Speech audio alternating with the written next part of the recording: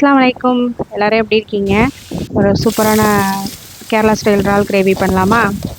First பேனில் oil விட்டு வெங்காயம் பச்சை மிளகா போட்டு நல்லா வதக்கிக்கலாம். அதுக்கப்புறம் தக்காளி போட்டுட்டு கொஞ்சோண்டு உப்பு போட்டு நல்லா வதக்கி எடுத்துக்கலாம்.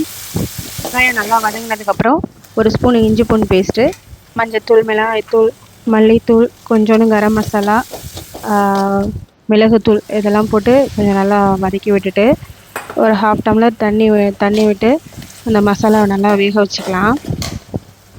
அது நல்லா வெந்து இந்த மாதிரி வர டயத்தில் ப்ரானு, அப்புறம் வந்து கெட்டியான தேங்காய் பால் அதையும் ஆட் பண்ணி கொஞ்சம் கிண்டி விட்டுட்டு உப்பு டேஸ்ட்டு பார்த்துட்டு வேணால் ஆட் பண்ணிக்கோங்க. கருவேப்பிலை போட்டுக்கலாம். கருவேப்பிலை போட்டுட்டு கொஞ்சம் நல்லா கிண்டி விட்டுட்டு மூடி போட்டு இன்னும் கொஞ்சம் நேரம் எண்ணெய் பிரிஞ்சு வர அளவுக்கு வேக வச்சு எடுத்துக்கலாம். அவ்வளோதான், சூப்பரான கேரளா ஸ்டைல் இறால் கிரேவி ரெடி.